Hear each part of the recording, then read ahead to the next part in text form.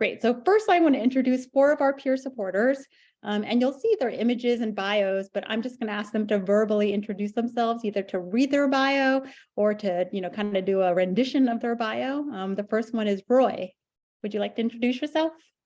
Sure. Hi, everybody. Yeah, my name is Roy. It's been a while since I've seen this.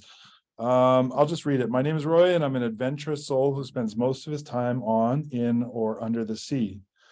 With my love of surfing, sailing, freediving, and spearfishing, being in nature has been a huge part of my identity. I had my diagnosis with T1D just over a year ago. That's about 3 years ago now, which challenged me to uphold these values while trying to find a positive approach to managing a new and difficult condition. I describe my experience as having been a soft landing thanks to many people, and hope to provide the same support to others.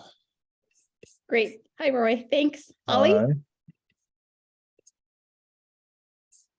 Is Holly on screen? Yeah. Hi, my name's Holly, and I was a peer supporter for the last session, and I was diagnosed at age 55, so it came as quite a shock. And it's been an interesting journey. I'm 64 years old, and I live near Nelson, and I'm on the Omnipod and the Dexcom system. And I became a peer supporter because I wanted to learn a little bit more of type 1 diabetes and just connect with like-minded people. So it was a very, very big learning curve, and I've learned a lot, and I've met a lot of very nice people. So it was a great experience. Thanks, Holly. Marina. Hi, everyone. I'm Marina. I was diagnosed with type 1 diabetes at 12, and I'm now 25. I'm a nurse. I live in Victoria, and I actually get to work with kids with type 1, which is really fantastic. And I joined REACHOUT originally because I was already fairly involved in a few other diabetes organizations. And I was like, well, I'm already doing this. I might as well do it a little bit more. And it's been a really fabulous experience. So I'm excited to talk about it today. Kelly's not in. Kelly is in the waiting room, it says. Kelly, are you here? All right, we'll come back to you, Kelly, and then we'll just forward the next slide and meet 4 of our participants and reach out. All right, Will. Awesome. Hi, everyone, and welcome to the session. As you can see in the picture here, the beard is a little bit shorter, and that's because I've recently relocated up to Smithers, BC in northern British Columbia. The photo here is on the Great Wall of China, as you might be able to tell. And I've had diabetes for the last 10 years. And yeah, try to lead quite an active lifestyle. Have enjoyed participating in the REACHOUT program. And in the free time, I volunteer with a variety of youth entrepreneurship organizations in my local community and globally. Thanks for having me, and look forward to presenting with everyone here. Thanks, Will.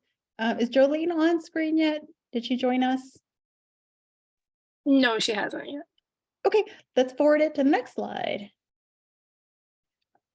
Our last 2 participants, Susan, would you like to introduce yourself? Sure, I'm Susan. I've been diabetic for about 45 years, since I was 12. I joined REACHOUT because growing up, I didn't really have anybody to talk to. There wasn't anybody in school, anybody around me. So it's been, most of my life, I've kind of been by myself dealing with it. So it was nice to be able to talk to people who had the same thing that I had. And yeah, that's why I joined it, just to figure that out. Great, thank you, Susan. Kim, how about you? Hi there, I'm Kim, and I actually live in the summer, sunny Kelowna in the Okanagan. I've had type 1 diabetes for about 25 years. I got it when I was 36, and I struggle to this day. So I chose to be a participant to try and get some help. It's really hard. We have one endocrinologist in town, and it's really hard to get into him. And the past endocrinologist, he would just tell me, take more insulin, take insulin, or I don't know what to do for you, that sort of thing. So having an online support group, exactly what I needed. I enjoyed meeting my peer supporter. She was very nice. That was Holly, which was great. So I enjoy that. And I like to do golfing, boating, and driving around on sunny days on my husband's open top hot rod. It's a T-bucket for any of you guys that know what that is. So I'm on the Freestyle Libre 2 system. So that's something Holly and I could sort of compare, because she's on a different system than I was. Thank Great. you. Thanks, Kim. And Kelly, I'm assuming Kelly's back on screen. And so can we rewind back to the slide of peer supporters? So Kelly can do a quick intro. Okay, Kelly, go ahead. Tell us about yourself. Hi, I was, sorry, having a little trouble with my computer.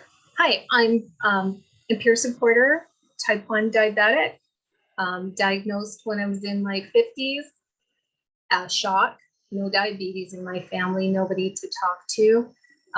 But luckily I was hooked up with the diabetes clinic here in Vernon, and I got some good help. I enjoy being a peer supporter. It makes me feel part of the broader community. I feel like I'm helping, and maybe that the diabetes has a little bit of a purpose, kind of fills a little void there. Yeah, and that's it, I think. Okay, great. Thanks, Kelly. And we'll go ahead and take the PowerPoint down. Perfect. So I did want to, show you what Reach Out is, but before I do, I wanted to just tell you about how it all started. I joined the Division of Endocrinology probably 13 years ago. I was coming from the States. And when I joined, I was doing a lot of research with people with type 2. I mean, it was all type 2. And so I got licensed to see patients because I kept getting all these referrals from the endocrinologists in my division, as well as residents and fellows. And I thought, you know what, I gotta, I work with people in the context of research, but in order to actually work with people clinically, let me just get licensed. And so I did. And, easily 95% of the people who were referred to me were type 1, not type 2. And it just made me, realize that, people with type 1 have a lot more, there's just a lot more going on emotionally, psychologically. This was, before CGMs ever became popular and covered.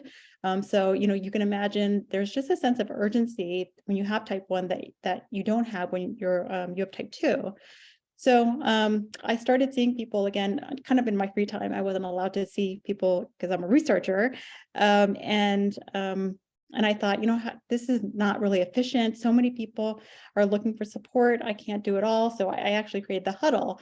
But in the Huddle, I realized that people who came to the Huddle most frequently were people who lived outside of the Vancouver area. So people from the island, people from interior, northern. They just really, they were the ones who really, really kind of embraced this because, you don't have as many endocrinologists, you don't have as much help. And I think there's, 3 reasons why, it's so hard to get mental health support if you have type 1 or if you have any chronic illness. The first one is, MSP doesn't cover psychological counseling. You only really can, it's covered by extended healthcare. And even then, I've seen like a lot of people's programs, I guess their insurance coverage, and it's like $500 a year, which most people know is nothing.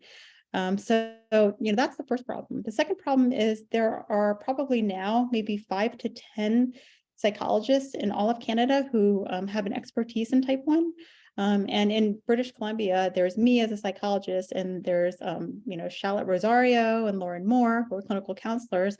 But again, you can count them on one hand. So that's the second gap in healthcare. And the third one is in BC, and I'm not going to say this is true for all provinces. The diabetes education centers don't employ psychologists. They don't even employ social workers unless you're a kid. So there's so many reasons and barriers to getting mental health support in BC. And so I really thought, I really want to develop some kind of way where everyone can access mental health support. There are no financial barriers. And I want it to be something where the people who we're talking to understand where you're coming from. You don't need to teach them everything about diabetes in order to have a therapy session or to communicate. So that's how Reach Out came about. Reach Out is funded by, or the pilot project that all of you are involved in was funded by JDRF USA. And they put out a grant call, and they only funded 2 studies in North America. One was in the United States and the other was our team. So super excited. And our pilot study focused really only on people in the interior, because we just needed to kind of figure out, okay, let's experiment and let's focus on one area. The peer supporters, however, 80% of people come from interior, but we got folks like Marina from the island, as well as Vancouver. And I guess the outcomes of our pilot study was so successful that JDRF Canada and Brain Canada, they came together and they wanted to fund projects related to mental health and type 1. And they funded us because they just, saw kind of what we were doing and were excited. So you're here today because Reach Out is we're blowing it up to all of BC, the island, Northern, Fraser, Health Authority, even Vancouver Coastal Health, where we're, people can, become peer supporters if you live in the downtown Vancouver area. So you're here because we want to tell you about this, tell you about the mobile app, show you the mobile app, and talk to people who have been involved. So I'm going to go ahead and show you a 60-second video promo that gives you kind of a sound bite of what Reach Out is. Okay.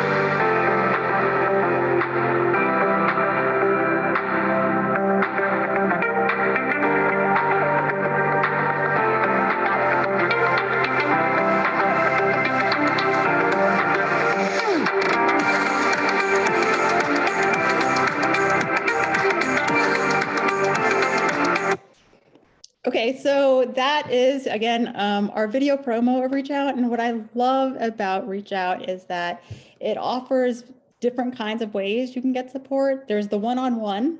And if you're not, if you kind of want to be a little bit more anonymous and kind of, you like more of a group setting, we've got the 24/7 chat room. And the third way is this right here, the video huddle. So every month, people from Reach Out have the ability to actually lead a huddle, co-lead a huddle, or participate in the huddle. I'm going to also show you what it would be like if you were a participant on the app. And so this is an 8-minute kind of demo that kind of walks you through the entire app, so you get a really good sense of it.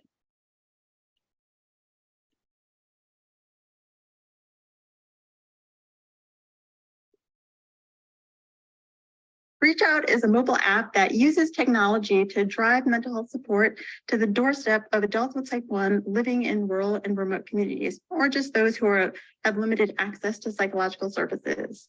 The app logo is this magenta colored T1D symbol.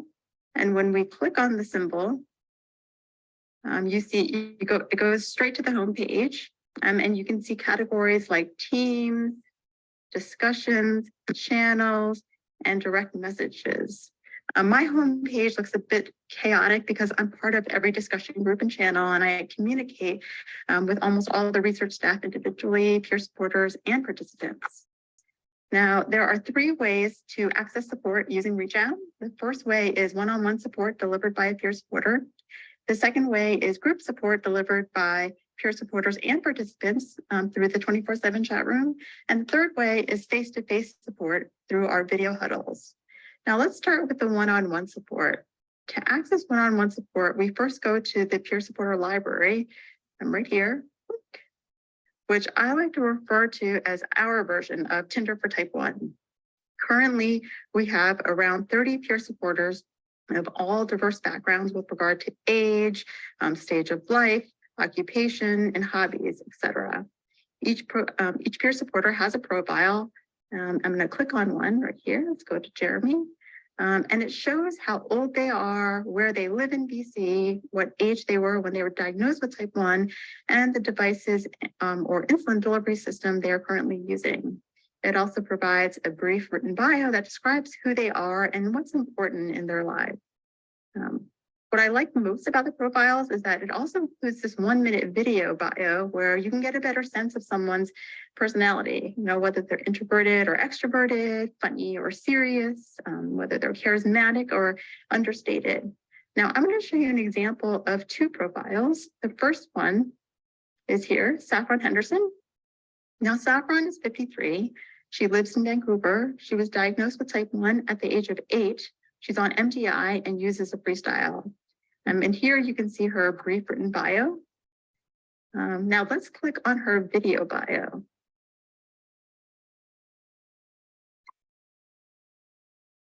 Hi, I'm Saffron, and I am 53 years old, and I've had diabetes since I was 8. I was diagnosed in the 1970s, and I have 2 teenage boys and live with my husband and them in Vancouver.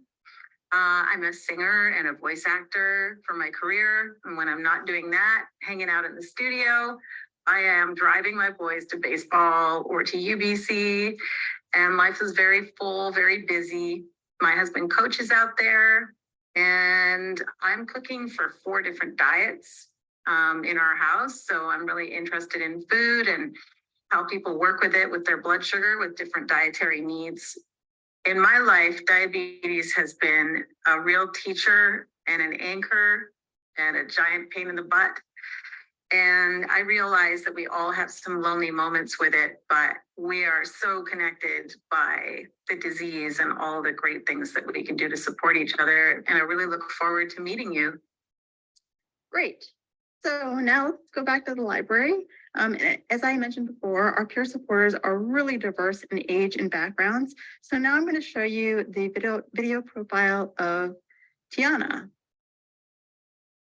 Now, Tiana is 21. She lives in Kelowna. She's diagnosed with type 1 at the age of 15, and she uses an Omnipod Dash and a Dexcom G6. Now let's click on her 1-minute profile.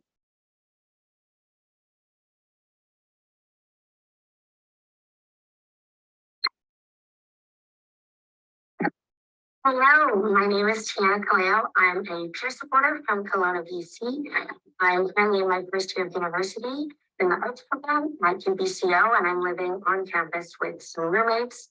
I was diagnosed with type 1 diabetes 6 years ago in 2015. So when I was 15 years old, and I'm 21 now. My personal diabetes philosophy is that I always plan and aim to live the life I already planned on when I was diagnosed, being diagnosed so late. I think that a really, really important part of coming to acceptance with diabetes and feeling confident and safe and supported is having a really solid community. That was really important to me when I was diagnosed. It's really people who really understood me. And so that's what I hope to do here, is help some of you feel a little bit more understood. I've had some complications with my diabetes regarding low blood sugars, and have some other sort of health stuff on the side. I love talking about diabetes. I love talking about life. I love talking about all of it. And I can't wait to meet you guys. Okay, great. Now let's go back to the library. We encourage our participants to browse through all the profiles so they can select the peer supporter they think will best fit their support needs. And during the 6-month intervention, we encourage participants to switch to a different peer supporter if their needs change. Okay, now let's move to the second way you can access support with our 24/7 chat room.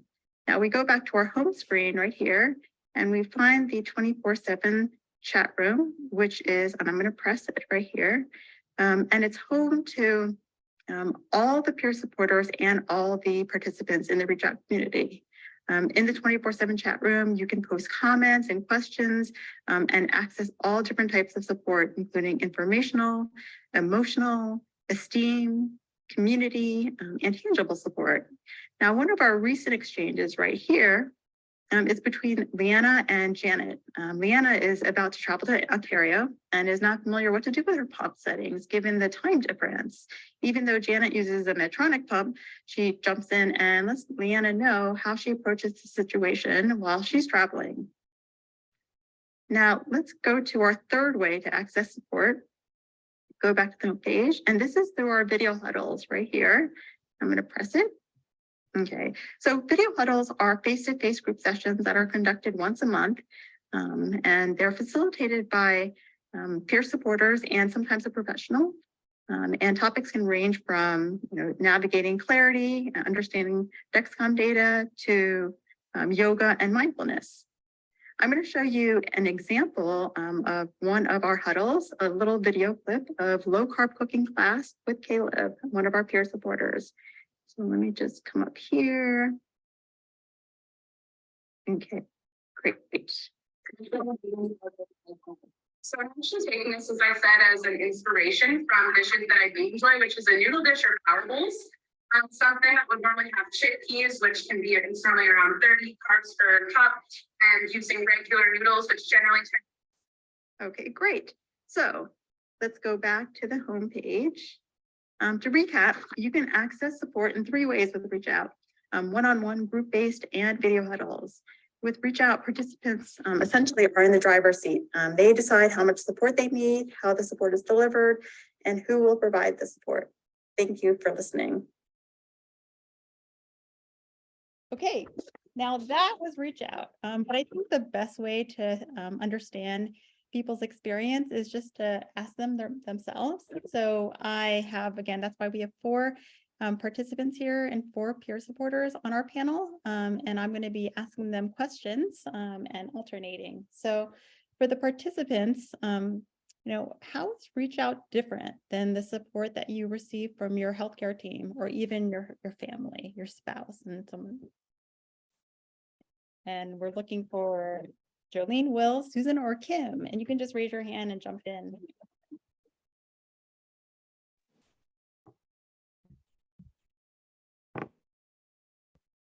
Yeah, I can start us off here, Tricia.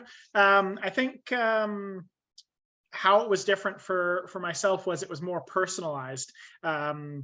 This is a great program that connects you with someone who's in a similar situation, and you can really tailor it, as you saw from the presentation, to someone that has similar active lifestyle or similar interests or hobbies. So it was definitely customized for that, and really easy to use. Nice, especially in remote communities where potentially you might not have access to the same resources as other communities across the province. So that's what made it different for me. Great, thanks, Will. Susan or Kim, do you want to weigh in? Yeah, I can weigh in. I found it really helpful for similar reasons. I didn't have anybody here, small community, not a lot of healthcare providers that really understood it. Or to talk to a specialist. There were no specialists around or anybody to talk to. So it was nice to hear and talk to people that I hadn't talked to before for me, to hear them going through the same things. And I really enjoyed talking to somebody about some of the things that I had gone through over the years that I didn't realize was something that maybe all diabetics kind of went through. And I learned a lot through the app and my peer supporter in helping with that.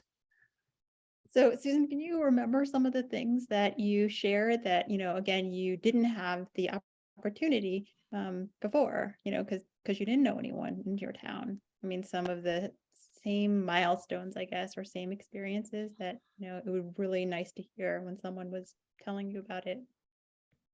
Even things like having a low, what you felt and how, maybe your family members didn't understand how you felt after a low. We had some good conversations about that, or how you felt when you were running really high.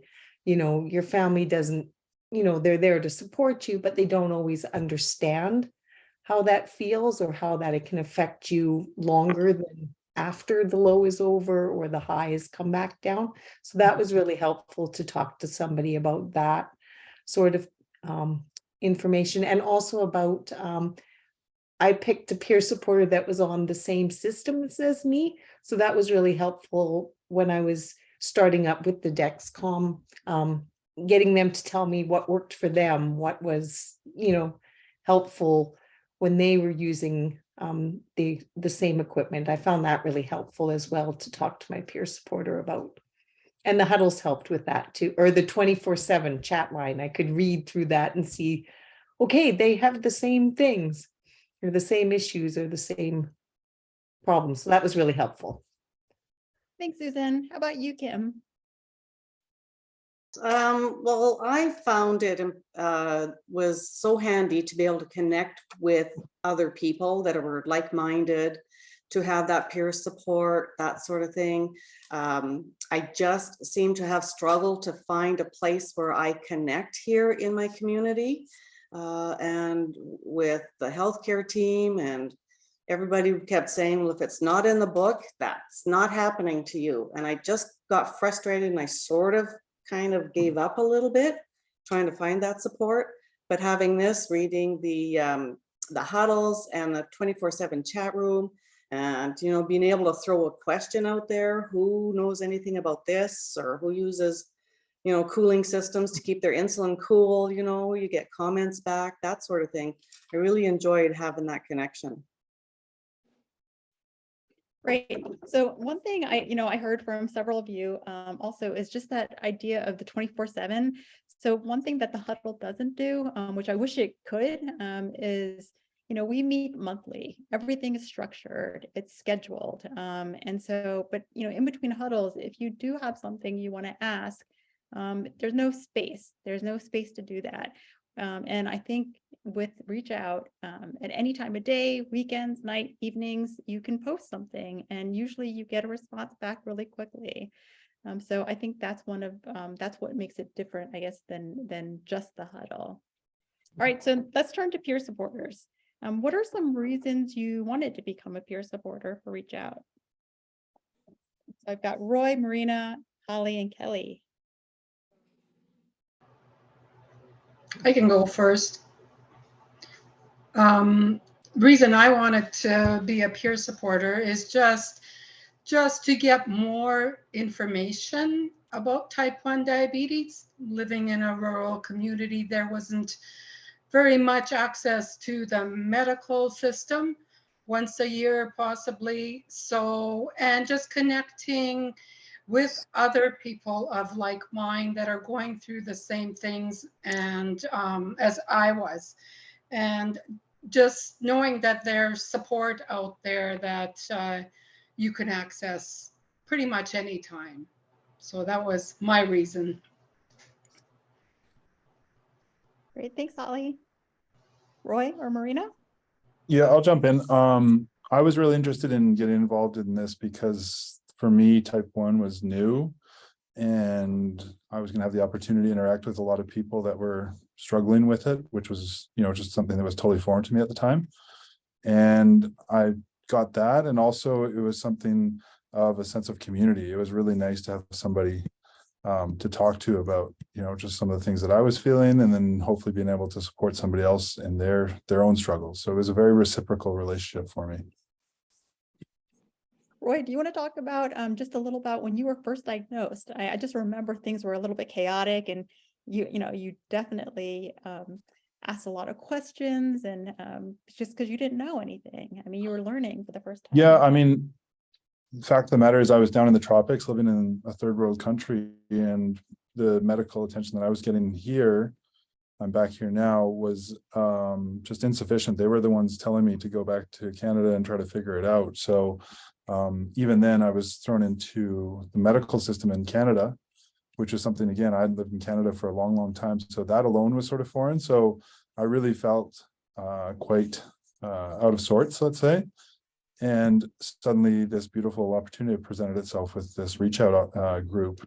And right away I had someone to turn to in all cases, especially that 24/7 chat, just to ask questions, so that was alone, just like reassuring that I didn't feel alone. I think that's kind of the biggest thing I got out of it. Okay, great. Marina? Yeah. I first joined because when I was going through university, I was struggling with my own mental health, and kind of sought support, but didn't get it when I needed it. So figured myself out and got through that period. And then when this opportunity came up, I figured like, well, I've like been through this and I've solved it. So if I can help someone else on that journey, then I would like to. And I really enjoy talking about diabetes and sharing it. It's my whole job now. It wasn't my job at the time, so I was just looking for more opportunities to find diabetes. Yeah, and it worked out really, really well. What is it like being not only a peer supporter, but being a diabetes educator? And I know you focus on children, but I can just imagine, a lot of questions on the chat room come by, and like, what is it like for you to kind of wear two hats? Yeah, it was definitely tricky at first. I actually wound up muting the chat room because I just found it a little bit too overwhelming, along with all the other social media groups that I'm in. But I do appreciate it with my participant, because she sometimes has questions that are like an educator piece. And I'm like, well, you should talk to your healthcare team, but this is what we do. And she finds that really helpful. So it's good to have that basis of knowledge, so I'm not just like spewing out whatever seems to work. Yeah, so it's a tricky situation, but I've made it work so far. Great, thanks. Kelly, what about you? Hi. I wanted to become a peer supporter because I know what it felt like to be alone and not have anybody to talk to. And I thought if I could provide that, just listening, I think was really, really important. With my participant, she didn't have anybody until she talked to me. And she would tell me about her work and her conflicting emotions with her diabetes. First, her anger because she had it, and then trying to not cover it up at work, but not make it a big focus. And I could relate to that because at the time I was working, and my job was physical and mental, and being diabetic, and anyway, I felt I wanted to be part of the community, and I knew that I would meet other diabetics, and I knew that I would also become more educated about diabetes. We're all similar, but we're all different too. Everybody has different experiences with their lows and their highs and their medications and how they manage it. And that I found that really, really interesting. Great. Now back to the participants. How did you select, what factors did you consider when you were selecting who you wanted as your individual peer supporter? And how was that match? I can go ahead if you like. So I looked through many of the peer supporter profiles and read them and thought about them and looked them over, and I tried to choose somebody who I thought was somewhat similar to me, but was using a different system. Like I was on the Freestyle Libre system and she was on the Dexcom. And so we got to have a lot of conversations about kind of that and what works for her and how she manages this stuff. And it was a very good match. I really enjoyed it. She was really easy to talk to. And so I thought that was perfect. And to watch her video, I really got a sense of who she was. So I thought it went really well. And when you say, Susan, when you say you were similar, like what aspects were you similar? Well, I guess like mostly age, a little bit older because I'm a little bit older, and they just sort of, I don't know, the thing that comes to mind was they wanted peace and harmony in their life and wanted things to go well and just kind of focus on how to make this better, but not to beat yourself up. She said that often. I tend to beat myself up on when I go wrong, and so she was, we just do the best we can, and I'm not always perfect either, but you know, we just do what we can. So I thought it was really good. So you liked her attitude, it sounds like. Yes, I her guess so, yeah. approach. Yeah. Her attitude, yeah. Her outlook and her attitude. Will, what about you? Yeah, thanks. So my peer supporter was Jeremy, that we saw in the video there, his profile, and yeah, he was great to connect with. I found there was lots of different individuals who had lots of life experience with type 1 diabetes that I could select. So it was very, very different from being in a rural community and you have maybe one or two other diabetics, and oftentimes they're just type 2s, so they don't have, you know, exactly the same experience. So it was awesome to be able to choose someone that has you know, similar experiences. And I was looking for someone who was a few years older than me, that I can ask some questions, who had a few years more experience with diabetes, who was also leading an active lifestyle. And even though Jeremy was on a different pump, I found that lots of our conversation was around pump usage and management of different food, and you know, dealing with balancing family and work and diabetes. So yeah, it was quite a beneficial arrangement. And oftentimes we said that it was that we're learning from each other, because we'd ask each other questions, and there's lots of shared experiences. So yeah. So it sounds like you purposely chose someone who had, again, a couple more years than you, so you could actually ask maybe certain things that you would anticipate you're going to go through or experience, and he probably has already gone through it. Yeah, exactly. I think I went through the list, watched a couple of videos, and then was able to write down exactly who I was looking for. You know, a gentleman that was a few years older, who's had diabetes for longer, who's on a pump, and those were the checklists, and then shortlisted the folks, and Jeremy popped out. So yeah, it was yeah, quite beneficial. I was able to shortlist it, and yeah, you can find folks that have those experiences. Okay. And Kim, what about you? You're asking me about how I chose my peer supporter? Yeah, what factors were you, what did you think was important when you were choosing a peer supporter, and how did it end up for you? I think we kind of talked about it, how her outlook and attitude was what I liked. I liked that she Oh, was. I'm sorry. Kim, Yeah. Did you already talk? Oh, sorry. I did. Sorry about that. I was trying to remember what I said. Because I wasn't, no, I was, because I didn't see you on screen. Susan, Okay. what about you? I started looking at somebody who'd had diabetes for a long time, like I had. I looked for somebody who was on the same systems as me. And I was looking to get on some kind of like the Dexcom, or I was looking at the Freestyle. I was looking at those options. So I wanted somebody who was on something similar. So that played a big role in it for me. I also looked at not so much similar age, but I didn't pick somebody who was really, really close in age. And the funny thing was, I picked somebody who was from my hometown. Don't know why. I just thought we'd have a connection other than diabetes, that we could talk about things that had changed when I grew up there.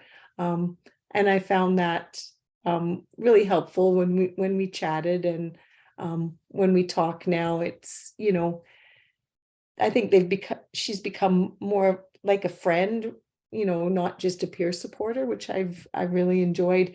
And ultimately she ended up getting off the pump that I was onto the Omnipods, which is a whole other conversation that we could kind of enjoy and discuss that option as well. So that worked out really great.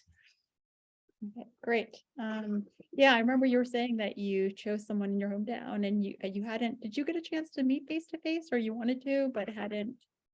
We wanted to, but every time I go down there seems to be something that just doesn't seem to work out. But we still have plans to one day, you know, meet face to face, just for something, you know, it's different, you know, you can talk like this, but it's always different to actually meet that person in person and talk, like I say, more like a friend, you know, as well as your peer supporter and Yeah, someone so that helps. it's so nice to hear that the study's been over since October and you're still talking, and that you're still friends, you're still connected. So love to hear that. Now I'm going to shift back to the peer supporters. What are some memorable conversations that you've shared with your participant? I mean, without revealing any. And the reason I'm asking this question is because I think all the conversations are not specifically about diabetes. There are other things that you talk about. And so what are all those things? I can jump in first. And it's quite funny actually, because we don't end up talking about diabetes very much, but she'll be telling me about her day or her new hobby or her new book that she's reading. And every single time I'm like, I love that too. Like I'm pretty sure we were separated at birth. We like all the same things. So it's just really nice to connect with someone and have diabetes in common, so we can talk about that if we need to or want to, but have all these other things in common as well that just keep coming up. Like even last week we were talking and there was something new. Yeah, so no, I know who your participant is, and she was telling me that you guys would be knitting at the same time, like you're talking and knitting and crocheting and doing all these arts and crafts. And of course you are still in touch with your participant. What about you, Roy, Holly, or Kelly? I'll go. We talked about diabetes, and when we talked about diabetes in the workplace, but we talked about her daughter who lived away from home, but had also been diagnosed with diabetes and was on the Omnipod. And she was asking me about the Omnipod because she wasn't using it. She was doing multiple injections. And then I noticed a happier look in her voice. They had got a dog, they had got a lab, and we had had 2 lab dogs as our kids were growing up. So we were comparing, their behavior and their good traits and their bad traits, like chewing everything. So it developed into not just diabetes, but I don't know, more life things. Almost like a friend, not quite. There were a little bit of reserve on her part, but it was good. It was nice. Great. Yeah, I would say the same thing. As Kelly, I had a little bit more of a familiar relationship in the sense that we both were very active and we had a lot of commonality in that sense. So a lot of our conversations kind of drifted to just the things that we like to do. And then it would kind of come back to diabetes because it would always talk about the reaction our bodies would have to the activities we had. So yeah, it was friendly, but also practical. It felt like our conversations. Yeah, Roy, so of course I know you're a participant as well, and I was just talking to him and he was saying that he specifically chose you because you were an athlete and he was an athlete, and he felt like, oh, finally someone I can talk to who understands these things and who, maybe have different reactions to when this happens when you're working out, but just someone to kind of bounce ideas off of. So he definitely chose you. You were targeted. Yeah, well, it worked out well too. I mean, I don't go out in the water surfing without a candy bar in my pocket nowadays because of some of his recommendations. So it worked out really well. Great. Ollie? I had a few participants, and all of them had different conversations with each one of them. We talked about family, we talked about work, we talked about stressful situations, and one notable conversation was with one of my participants. She had going through a family crisis, and she was just so upset that she couldn't keep her diabetes under control, and she was at her wit's end. And basically the conversation ended with just taking it one day at a time, maybe one hour at a time. And when we left that conversation that we had, she was feeling a lot less stressed, a little bit relieved, ready to face the day. Other conversations were about the different, like the Dexcom. The one participant didn't even realize that the Dexcom was now covered by pharmacare. And after our talk, she says, okay, I'm going to look into this because I really wanted to get on that system, but was just waiting to be able to afford it. So, but basically we talked about family, grandchildren, gardening, a little bit of everything. Okay, great. Thanks, Holly. Yes, you were one of the peer supporters who had multiple people you were working with or mentoring. All right, so I'm moving back to the participants. Same question. What were some of the more memorable conversations you shared with your peer supporter? Again, even if it wasn't about diabetes. I can go because Holly was my peer supporter, and I was one of the ones that talked about the Dexcom versus the Freestyle Libre system. And you know, I just thought Dexcom was too expensive. I would never be able to afford it. I couldn't do it. It was not something that was made for me because it was for other people and pumps and all this kind of stuff. And she was able to kind of talk me through it. I called and got a sample Dexcom and Omnipod trial. You can get them as little testers to try them once. So I did do that because she put me on a timeline, said, okay, after this call, that's what you're gonna do. And so yeah, that was one of the most memorable ones where we talked about that, you know, just differences. And because we were on video, one of the times she actually showed me what it looked like. So it was great. I'm like, yahoo. It was good. Great. Will or Susan? Yeah. Talking about the video, Kim, just sort of echoing your comments there. For my peer supporter, lots of the conversations we had were on video. So one of the memorable interactions was talking about location for the sensors. So he had tried out the sensor that I was on, and he had since transferred over to a different one, but we were talking about different locations. So being on video, you can, you know, he was putting on a new sensor, and I normally had the sensors on my stomach, and we were chatting about different locations, and he suggested the arm. So he was able to actually walk me through putting it on the arm and where it goes. And we were talking about different clothing to rubbing on it and everything like that, different locations.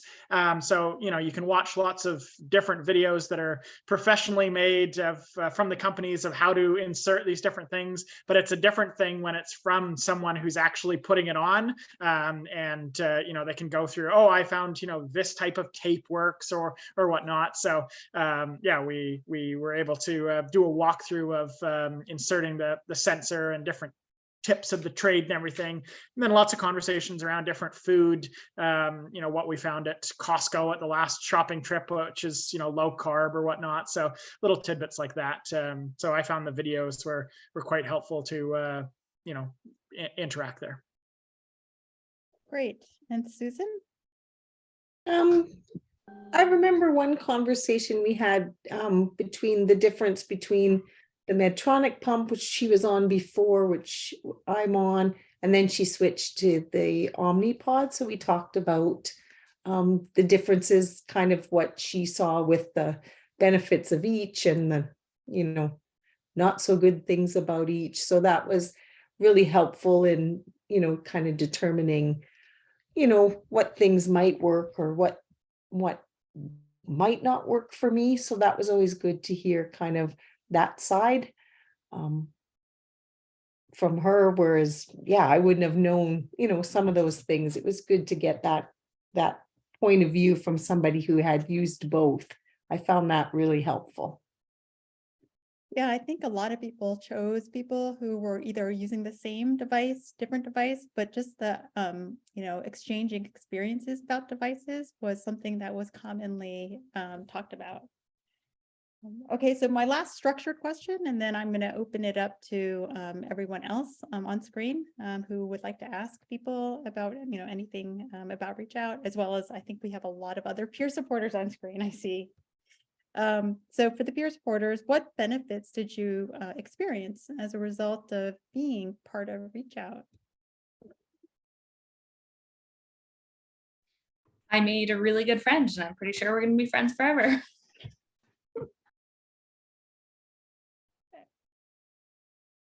Okay, anyone else?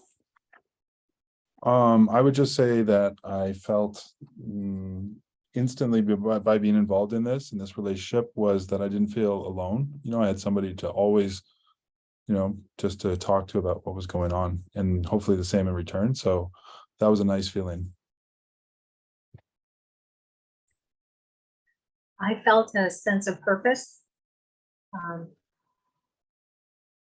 I just felt that I belong to a community. Feels good. And Holly?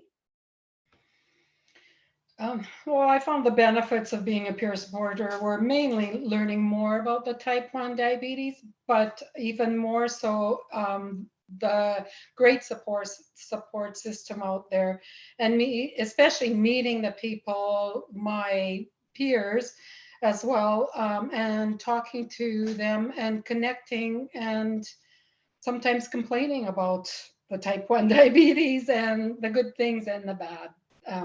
It was, I love the connections, either through the app, just connecting, have a great weekend, or how was your week? And just, open up the conversations that way, and, well, just connecting.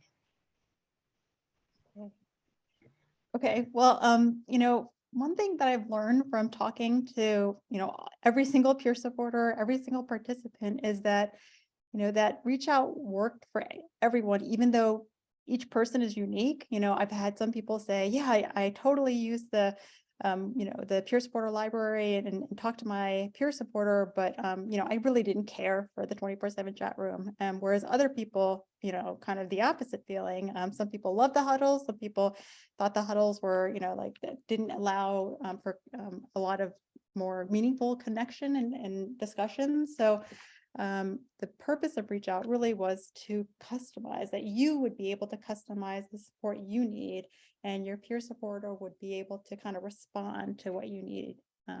So I'm going to open it up to everyone else who either, wasn't part of the panel officially, or is totally new to Reach Out, to ask any questions that you'd like. Feel free to just raise your hand, or you can put it in the chat.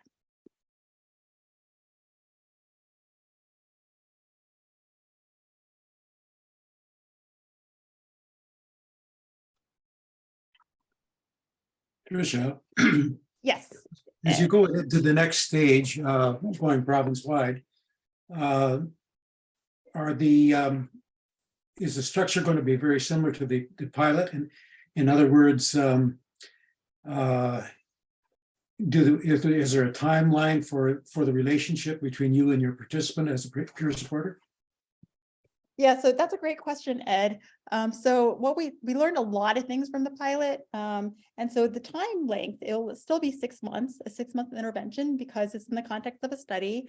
But one of the things we learned was kind of that weekly contact might have been a little bit too much, and that we're going to do bi-weekly. We also learned that a lot of you wanted more structured activities. We did the diabetes distress scale and talking about it, values exercise. There are certain things that everyone did together and that you're trained to do. But we were adding a lot more activities that you can, center your conversation around. Having happy hours where, we do Zoom sessions that only like 4 to 6 people are on screen, so you can actually chat and talk. You also talked about wanting discussion boards. So instead of a 24/7 chat room where everyone kind of like asks so many different questions, that you would have different channels of, let's say, a channel for MDI, only like 6 people use MDI, but they felt like they wanted to talk to others who use MDI. So there are all these changes that we're doing with the intervention itself, but the things that are staying the same is that it's going to be 6 months. And just like the pilot, we still have the app opened for the pilot people, participants, and it'll be the same for if you participate in the BC wide study. It's not going to be just a study where you participate at 6 months, it ends. If you want to stay on, we're happy for you to stay on, and we'd like you to stay on. Any other questions? Will you be continuing to monitor the results of this then? Yes, we will. So I'm not sure I'm allowed to say anything specific, but we did get our results back from the pilot, and it was just it was everything I could have hoped for in terms of reductions in distress, depression, increases in things like resilience. And so we're going to be presenting that at the American Diabetes Association this summer. And so when that is, when we're allowed to kind of actually talk about specifics, we're going to probably have a huddle session where we show you like the numbers, because I think a lot of you are number oriented or scientists who like to see that significance levels. But yeah, so we have gotten some initial preliminary results, and we're doing the same thing with the BC wide study. And in fact, the BC wide study is more scientifically, it's more rigorous because we're doing, 2 different groups: people who get the, get the intervention, and people who don't. But then the people who don't, after 6 months, they can, they have the opportunity to get the intervention. So everyone is allowed to have the intervention. Everyone gets it at some point. Some people just don't get it as soon as they as others. Well, congratulations on the success of it. I think that's a real tribute. Thank you. Okay, we got a question. Denise. Hi. Hi, Denise. Nice to see everybody. I may not be very tech savvy, but I mean, when T1D REACHOUT first started, I tried to connect, but I think, if I understand it, that I wasn't able to connect because it was for the out areas of Vancouver. Anyway, I'm not being able to follow just how to connect to a peer supporter. I think I have the app.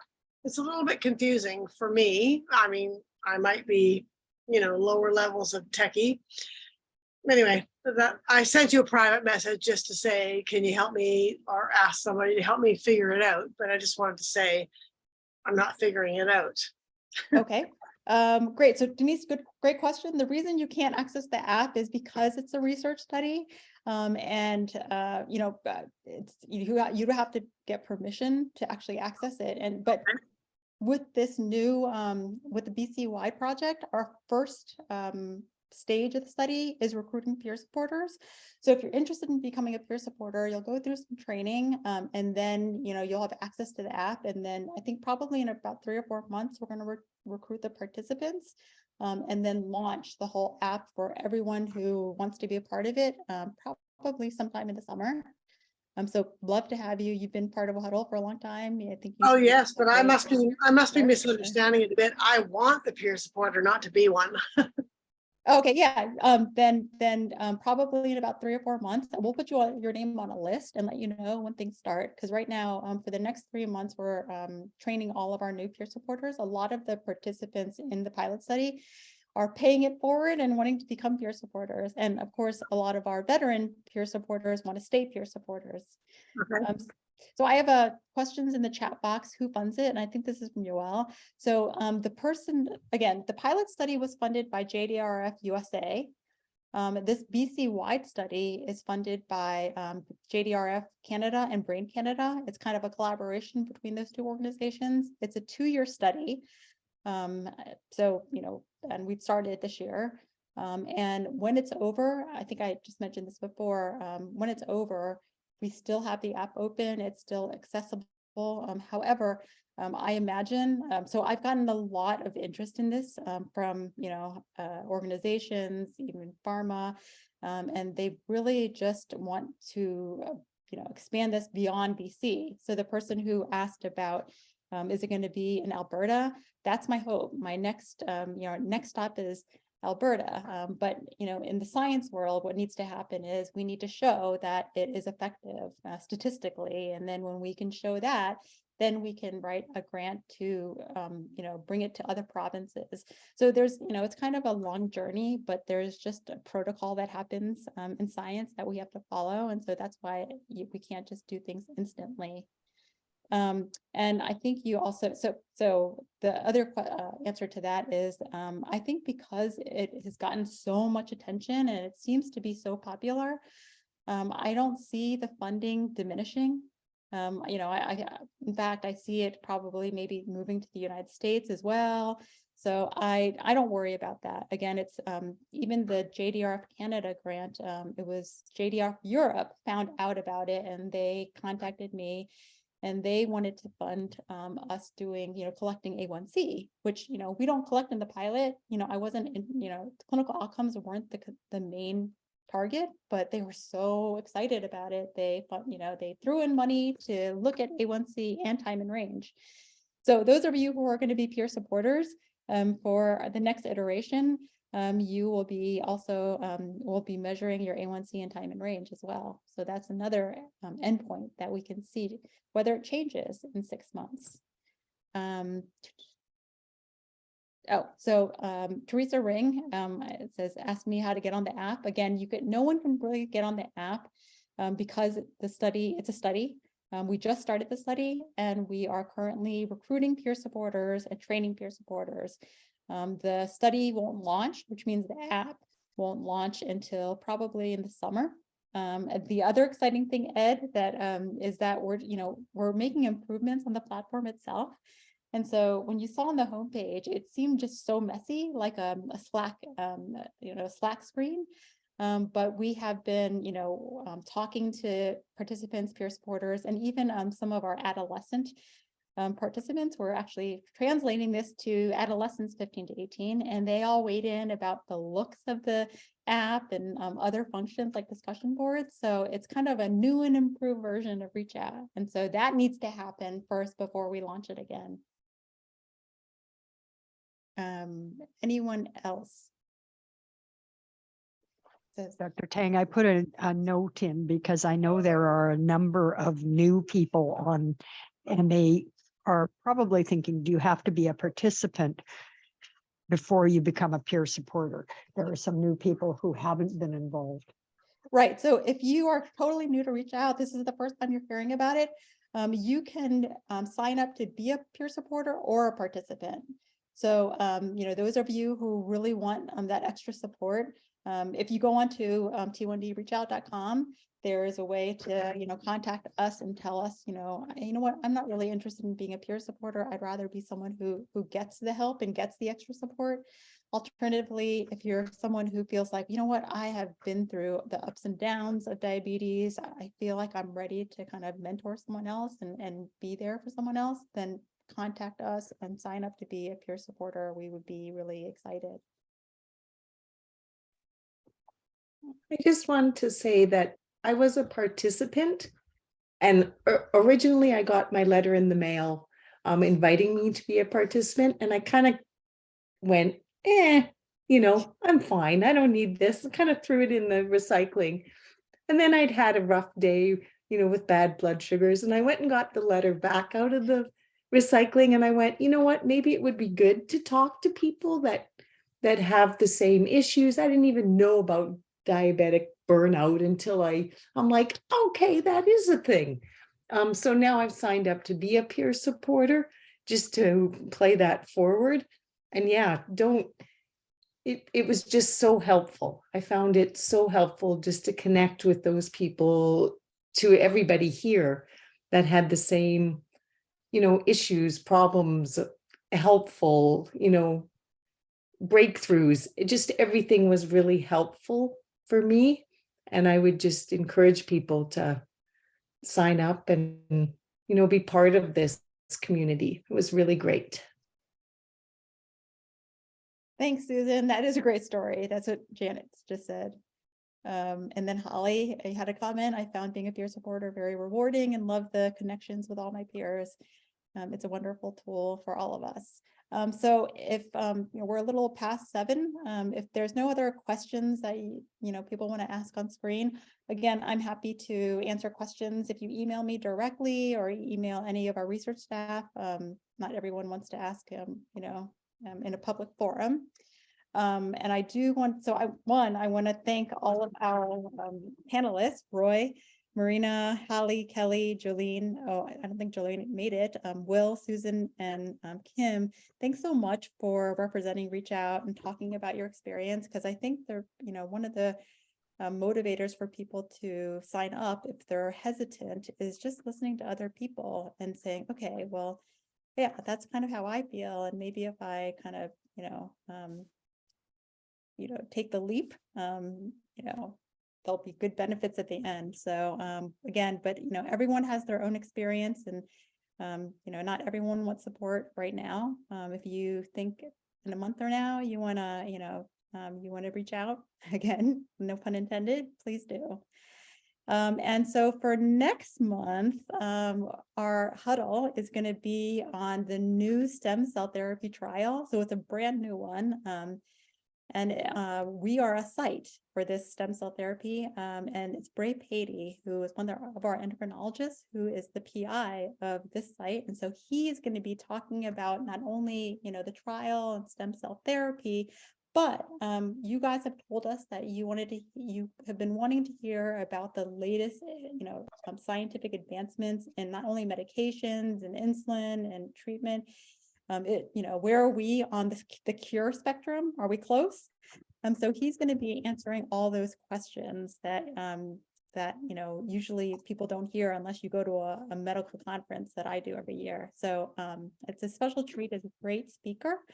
So please come next. It's actually going to be March 8th instead of February. So put that on your calendar. Of course, we'll send you messages, and thank you for attending tonight. Thanks for everyone's contribution.